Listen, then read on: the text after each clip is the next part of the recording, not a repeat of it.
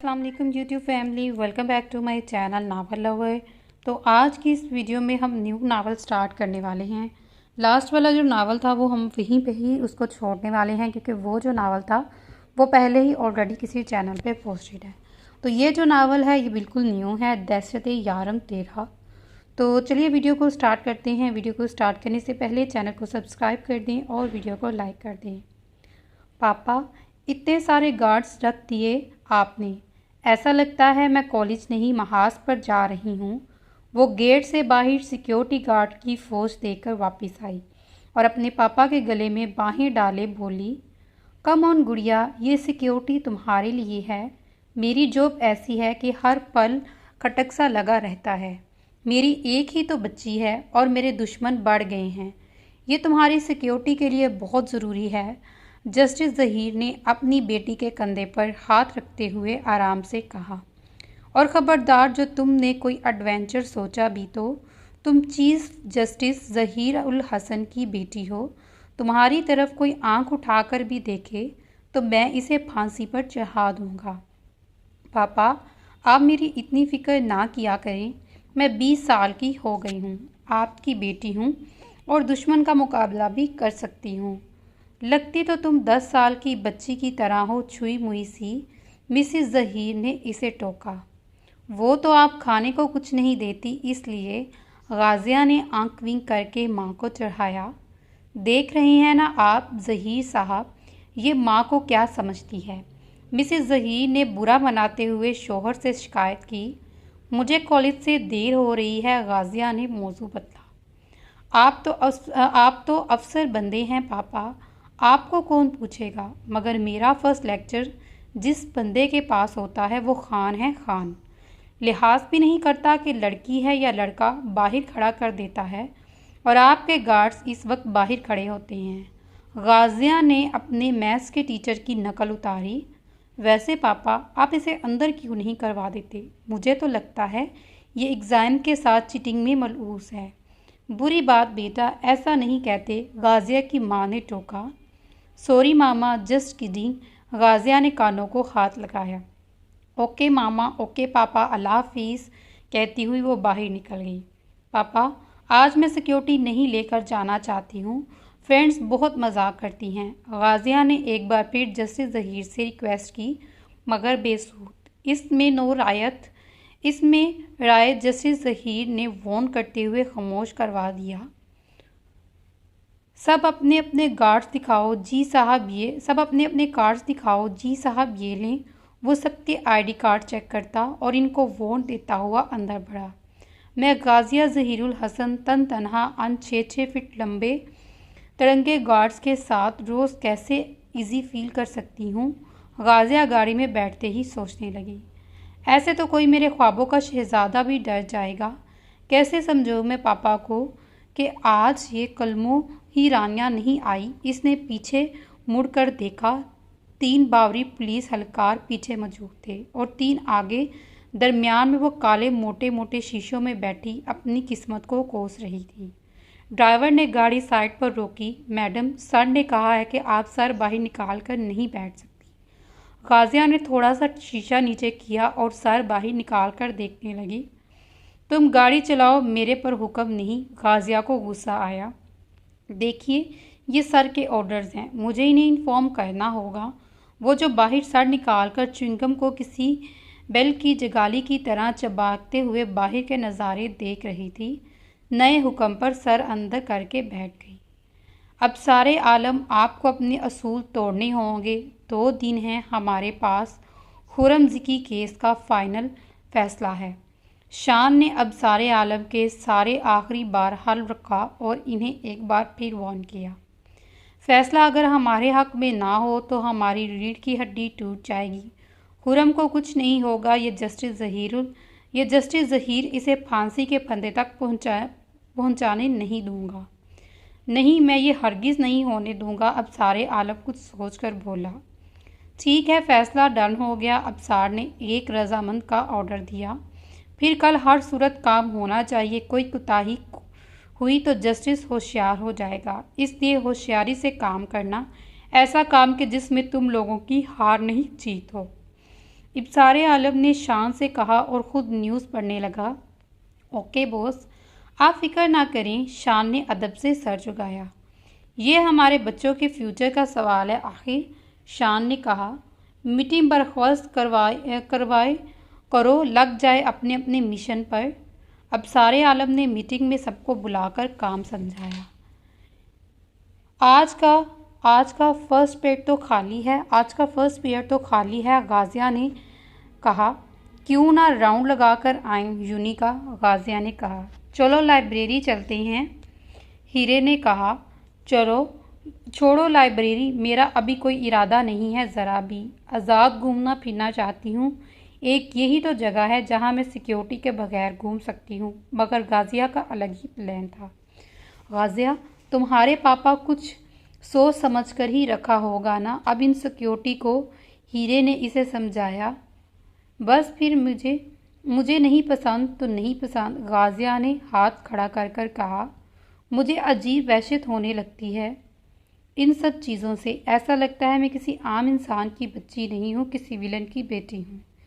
इन सब से मुझे डर लगता है, इन्हें मैं कहीं पागल ना हो जाऊँ। वो घूमते फिरते अपने दिल की बातें हीरा से कर रही थी।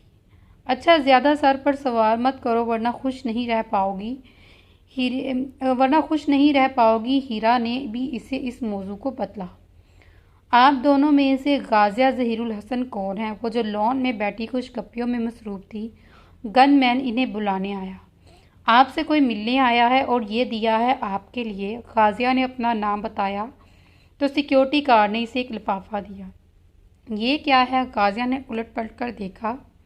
आपके पापा ज़हीरुल हसन पर कुछ लोगों ने कातलाना हमला किया है। लिफाफे में एक चिट थी। आप गेट पर आए मगर पीछे दरवाजे से आप, और हाँ, ये रिंग दी है आपके पापा ने ताकि आपको कोई शक ना हो।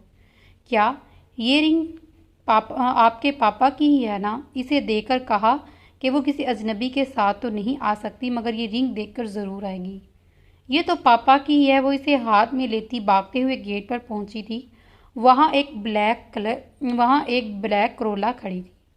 इसके साथ ही एक और गाड़ी और उसमें दरमियाने कद का लड़का ग्लासेस लगाए खड़ा था।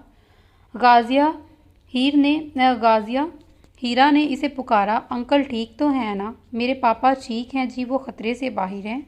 आप देर ना करें, जल्दी चलिए, आपका यहाँ खड़े होना मुनासिब नहीं। वो इसके उलिये से अंदाज़ा लगाती धोखा खा चुकी थी। आप चुपचाप कर बैठ जाए, मुझे ज़्यादा बात करना पसंद नहीं। मैंने बात तो नहीं की भाई, मैं तो बस पूछा है मेरे पापा किस हॉस्पिटल में हैं।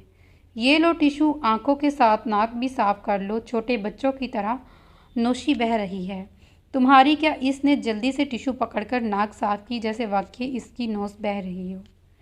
ये तो बड़ा झूठ है। मेरे पापा का मामला ना होता तो मैं इसे इसका दिमाग खाती कि दिमाग चाट लेती। गाड़ी फराटे बढ़ती शहर की हदूदों से बाहर आ गई। गाजिया ज़हीर सोचते सोचते चौंकी थी। ये आप कहाँ ले आए मुझे? ये हॉस्पिटल तो नहीं है। मैं भी तुम्हारे बाप का ख़ास आदमी नहीं हूँ। व्हाट? ये क्या है? अंदर चलो। मैं अंदर नहीं जाऊँगी। मुझे यही बताओ, जानते भी हो कौन हूँ मैं? अंदर आओ लड़की। वो गिराज में गाड़ी से निकलकर खड़ी हो गई थी। जब अबसारुल आलम में टहलता हुआ इसकी तरफ आया। अबसारे आलम ने एक बार कहा मगर वो टस से मस नहीं हुई। इसे अंदर लेकर आओ, मुझे औरत ज़ात पर हाथ उठाना पसंद नहीं। एक खबरदार, जो कोई मेरी तरह बड़ा भी तो। इसने अपने पर्स से झट से पिन निकाली थी। रुको। अबसारे आलम रुका था। वो इत्मीनान के साथ इसके सामने आई। औरत पर हाथ उठाना पसंद नहीं करते मगर औरत को उठवाना पसंद करते हो। अंदर आ जाओ, बैठकर बातें करते हैं। थोड़ी देर पहले वो लाजवाब हुआ था। इसकी आंखों में आंखें डालकर कहता वो आगे बढ़ा। वो तो ये जान गई थी कि ये लोग कुछ भी कर सकते हैं। वो तेज़ी से इसके पीछे भागी। आपका यहाँ लाने का मकसद क्या है और कहाँ हैं आप? मेरे पापा आप जानते हैं इनको? वो चीफ जस्टिस हैं। पूरे पंजाब की पुलिस को लगा देंगे मेरे पीछे। आप बच नहीं सकते। चुप कर जाओ लड़की। अब और कुछ कहा या बोली तो ज़ुबान काट दूंगा तुम्हारी। क्यों ना बोलूँ मैं? आप मुझे ऐसे झूठ बोल कर लाए हैं। अब मैं बोलूँ भी ना, मुझे पता तो चले। मेरी तो किसी से कोई दुश्मनी ही नहीं, और मेरे पापा के लिए लाए हैं तो मुझे भी बता दे, तुम्हारे पास मोबाइल है? हाँ है, इसके ये बैग दोपहर रात को। नहीं नहीं, इसने बैग पर गिरफ्त मजबूत की। दे दो लड़की, वरना अंजाम की जिम्मेदार तुम खुद होगी। नहीं नहीं, मैं नहीं दूंगी, इसमें कुछ नहीं है। मोबाइल है तो बता दिया, अब आपको क्या करना है? आगे बढ़ा और इसने खुद ही बैग पकड़ लिया। काफ़ी समझदार हो गुड गर्ल, खाना खाओगी? इसे गेस्ट रूम लेकर जाओ तुम दोनों और खाना खिलाओ। तुम खाना खाकर आराम करो, तुम्हें यहाँ किसी किस्म की कोई तकलीफ़ नहीं होगी, मगर इसके लिए तुम्हें मेरी बात माननी होगी। गलत फहमी है आपको, मुझे 2 घंटे भी यहाँ आप नहीं रख सकते। वो इसे ज़ख्म में और कलीम के साथ अंदर बढ़ गई। वो एक जंगल में थी और इस जंगल में अबसारो आलम ने कई तह खाने बना रखे थे। इनमें से एक नई दुनिया इसमें ने एक नई दुनिया बसा रखी थी। बहुत खूबसूरत बहुत खूबसूरत डेकोरेशन की गई थी, जिसमें हर चीज़ फिट रखी हुई थी। इसमें कई किस्म के जानवर पाल रखे थे और कई किस्म के परिंदे भी। वो गेस्ट रूम में कब से तन्हा बैठी बोर हो रही थी। इसे कुछ भी नहीं समझ आ रहा था, आखिर क्या वजह थी? इसे इस तरह उठाकर लाने की क्या वजह थी? इन लोगों की मेरे पापा से क्या दुश्मनी है? वो कितने परेशान होंगे? वो उठकर एक कदम आवर खिड़की में जा खड़ी हुई। इतना खूबसूरत guest room, sky blue wall, sketches, हम रंग के कर्टन, ग्लासेस, विंडोज़, चारों अतराफ 4-5 किस्म की लाइट्स, किसी के आला तरीन ज़ौक़ का मुँह बोता सबूत थी। गाज़िया ज़हीर अगर आम हालात में देख लेती तो लट्टू हो जाती, मगर यहाँ वो किडनैप होकर आई थी, मगर इसे कोई परवाह ही नहीं थी। एडवेंचर्स इसे पसंद थे। मुझे भूख लगी है, किसी ने पलटकर नहीं पूछा। ये कैसे बेहिस लोग हैं? वो सोचों में घूमती। जब इसकी नज़र एक अदद छिपकली पर पड़ी तो इसकी जान पर भरी। इसे छोटे से लेकर बड़े जानवर तक ऐसे डर लगता था जैसे वो इसे ही मारने के लिए पैदा हुए हों। कॉकरोच देखकर इसकी जान पर बन आती थी। वो चीखे मार मार कर नौकरों की पूरी फौज घर में जमा कर लेती और माँ की आगोश से लिपट जाती, और अब ये छिपकली इसकी रूह तक फना हो गई थी। वो चीख रही थी, मगर इसकी आवाज़ बाहर तक नहीं जा रही थी। इसने सामने पड़ा गोल्डन शोपीस अपनी पूरी कुव्वत के साथ ग्लास डोर पर मारा था। शोपीस जहाँ चकनाचूर हुआ था, वहीं एक खतरे की आवाज़ बाहर बैठे अबसार के कानों तक पहुँची थी। वो घर में इस वक्त अकेला था, सब अपने अपने कामों पर निकले थे। वो तेज़ तेज़ कदम उठाता गेस्ट रूम की तरफ भागा। इसके दरवाज़ा खोलने की देर थी कि गाज़िया ज़हीर अपनी आदत के आइन मुताबिक अपनी माँ की आगोश में जाकर छुपी थी। अबसार आलम भी जैसे सांस लेना भूल ही गया था। इतनी शिद्दत से कोई आकर लिपटा, और वो पत्थर तो नहीं था, एक मर्द था, जीता जागता इंसान, एहसास से भरपूर मर्द। मामा छिपकली, वो इसको मामा पुकारने पर होश में आया था। मैं 6 फीट का मर्द तुम्हें मामा नजर आता हूँ? वो इतनी बारी और मर्दाना आवाज़ पर उछलकर पीछे हटी। अब सारे आलम के चेहरे पर यह सालों बाद ज़रा सी मुस्कान उभरी थी, मगर वो पल भर गई थी। गाज़िया ज़हीर के गुस्से में भरी आवाज़ इसके कानों में पड़ी। जंगली जानवर, बेहिस इंसान, बीड़े, तुम्हें शर्म नहीं आती एक कमज़ोर औरत के साथ ये सब करते हुए? इसे कमरे में बंद करते हो? तुम मर्द होते तो मर्द से मुकाबला करते। नहीं मानती तुम्हें मर्द। मेरे हाथों में चूड़ियाँ होती तो मैं अभी तुम्हें पहनाती। शटअप लड़की, अब एक लफ्ज़ भी मत निकालना, चलो मेरे साथ। और इसकी कलाई पकड़ता बाहर निकल गया। इसे गाड़ी में पटकता हुआ खुद गाड़ी ड्राइव करता अपनी ज़िंदगी खुद ही खतरे में डाल गया था। ये मेरी चादर ले लो ऊपर, हम थोड़ी ही देर में शेर के पिंजरे में जाएंगे। इतनी रात में चादर जो कहा है वही करो। वहाँ से टैक्सी ले दूंगा, तुम्हें कुछ नहीं होगा। इतनी रात में आप मुझे अकेला छोड़ देंगे? अब चुप हो जाओ। वो गहरे और घने जंगल से गुजरकर पलकर इसे क्रॉस कर गया।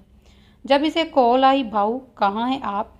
मैं इस लड़की को इसके घर छोड़ने जा रहा हूँ। बाहर नाके लगे हुए हैं हर एक रोड पर। आपको इसे बेचना ही था तो मुझे कह देते, आपको अकेले नहीं जाना चाहिए था। बस हमारा काम हो गया है शाम। मैं एक पल ये पुल करके इसे किसी टैक्सी में बिठा दूंगा, वो चली जाएगी। मैं नहीं जाऊंगी अकेली, मुझे जिस तरह आप लेकर आए हैं छोड़कर भी आए। मगर अचानक गोलियों की आवाज़ में इसकी गाड़ी को निशाने पर रख लिया। भाऊ, आवाज़ कैसी पता नहीं, फ़ोन मत बंद करना। हम सब वहाँ पहुँच रहे हैं, नीचे लेट जाओ लड़की, चीखो मत, खामोश हो जाओ। गाजिया ज़हीर की चीखें आसमान को छू रही थी जब एक नकाबपोश ने गाड़ी का गिलास तोड़ दिया। अबसार आलम इस इंतज़ार में था, शायद इसने आपको पहचाना नहीं, इसकी गर्दन पर जमा हुआ था। कुछ लोगों ने गाजिया ज़हीर को घसीटकर नीचे उतारा। बचाओ मुझे, छोड़ो मुझे, खुदा के लिए छोड़ो, वो गला फाड़ कर चलाई। वो सुनसान सी एक जगह थी जहाँ इसकी आवाज़ शायद कोई और जानवर सुन सकता था, या फिर इस अंधेरी रात का वो डर जो इस वक्त गाजिया ज़हीर के जिस्म से रूह निकालने के लिए काफ़ी था। पाशा के आदमियों ने घसीट कर गाजिया ज़हीर को बाहर निकाला। इसकी चीख निकली, मगर इसके चेहरे पर पड़े होने वाले पाशा के थप्पड़ ने इसकी सांस बंद कर दी। लड़की को छोड़ दे पाशा, मुझे जो कहना है कह ले, मेरे साथ जो मर्जी सलूक कर, मगर लड़की ज़ात पर आँच नहीं आने दूंगा, ये तुमने भी अच्छे से जानते हो। पाशा अपना शिकार नहीं छोड़ता और ये तुम भी अच्छे से जानते हो। अब सारे आलम, तुम जानते नहीं हो ये लड़की कौन है, इसे तुम एक कदम भी आगे नहीं ले जा सकते। आज तक बाजी तुम जीते आए हो बाऊ आलम, मगर आज बाजी मैं जीत गया हूँ। लड़की तुमने उठवाई है, कानून की नज़र में तुम हो, पुलिस तुम्हारे पीछे है। पाशा, जंग तुम्हारे और मेरे बीच में, औरत ज़ात को बीच में ना ला। खुद को इतना मत घराओ बाऊ, हम आ गए, आप घबराना नहीं। तो तुम्हारी शिकारी कुत्ते भी आ पहुँचे, सब ने अपनी अपनी जगह संभाली, सब असले से लैस थे। मैं चाहूँ तो तुम्हें और तुम्हारे साथियों को इधर ही जिंदा गाड़ दूँ, मगर वो क्या है ना कि मेरे हवाओं को मुझे कैसे पता चलेगा कि वो कितनी तकलीफ़ में है। तुम्हें ज़िंदा रख कर मुझे दर्द देना है। तुम्हें पता तो चले उस्ताद के साथ गद्दारी महंगी पड़ती है। पाशा, तुम मुझे मार कर ले जा सकते हो लड़की, मगर ज़िंदा मैं ऐसे तुम मुझे मार कर ले जा सकते हो लड़की, मगर ज़िंदा मैं ऐसे नहीं होने दूंगा। गाजिया ज़हीर बेबसी की तस्वीर बनी इन दो गुंडों की बकवास सुन रही थी। इसकी नज़र में शदीद नफरत उभरी थी। इस अबसार आलम की वजह से, इसकी वजह से वो इसकी हालत में पहुंची थी। इसकी वजह से वो इतने सारे मुर्दों के दरमियान एक तमाशा बनी हुई थी। मेरे पापा कितने हलकान हो रहे होंगे, या खुदा मेरी मदद कर। बस पाशा ने इसे मज़ीद बोलने से रोक दिया और गाजिया ज़हीर के करीब आया। चांद की इस रोशनी में इसका चेहरा दमक रहा था, मगर खौफ इसके चेहरे पर था। वो आसमान की जानिब मुंह करके कुछ बड़बड़ाई थी। अपने कुत्तों से कह दो हथियार फेंक दे, वरना ये लड़की बेमौत मारी जाएगी। शान, सब हथियार फेंक दो, सरेंडर कर दो। काशी, हथियार उठा लो जाकर। गाजिया को दो गुंडों ने पकड़ा हुआ था। इनमें से एक को हुक्म दिया पाशा ने। एक गन ताने अबसार आलम के सर पर खड़ा था। अबसारे आलम ताक में तकाशाई ने जैसे ही शान के साथ झुका था, शान ने बड़ी फुर्ती से इसकी कमर तोड़ दी। वो चीखा था, मगर गन इसकी कनपट्टी पर थी। अबसारे आलम पर तनी हुई बनवाला भी थी। इसकी चीख की तरफ ज़रा सा मुतवज्जा हुआ जब अबसारे आलम ने इसकी कलाई मोड़ दी। इस सिचुएशन को शायद देर नहीं लगी, क्योंकि पाशा गाजिया को लेकर वहाँ से भाग गया था। अबसारे आलम के पैरों से आज सही से ज़मीन निकली थी। वो हवास बकता हुआ था। कोई काम कामयाबी हुई या नहीं, एसपी का माल। 12 घंटे हो चुके थे, सब खामोश नहीं रह सकता था। रात बीत को मेरी ज़ात का जनाजा निकल जाएगा, मैं मज़ीद इंतज़ार नहीं कर सकता।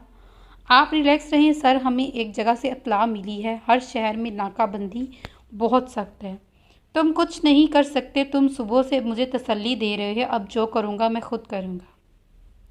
बाऊ, तुम पागल हो गए हो। जैसे ही पाशा के पीछे भागा, शान ने इसे रोकने की बहुत कोशिश की, मगर अबसार आलम था जिसने 25 साल प्रैक्टिस में कभी किसी औरत को, बुजुर्गों को, बूढ़ों को और बच्चों को किसी खेल का महवर नहीं बनाया। अबसारे आलम वो इंसान था इस हैवानात के कानून में जो अपने से कमज़ोरों की मदद करता, बेसहारा को सहारा देता, यतीम बच्चों की कफालत करता और इसे कानून दानों के खिलाफ खड़ा करता, जो वर्दी की आड़ में अपनी तहवीरात भरते थे और इनके काले धंधों से पैसे निकलवाने का हुनर था।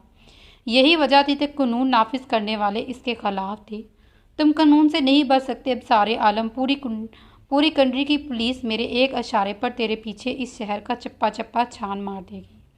मैं जस्टिस हूँ और तुम एक मलिक दुश्मन, दहशत फैलाने वाले गुंडे हो। जस्टिस, आवाज़ नीची रख बात करो। मैं क्या बात करूँ मैं क्या होती है ये अच्छी तरह जानता है। तुम्हारी एक बेटी नहीं मिल रही और तुम्हारी जान पर बनी है, और मेरे लाखों बच्चों का सोच जब इन्हें एक वक्त का खाना कोई नहीं देता तो मेरे पर क्या बीती है।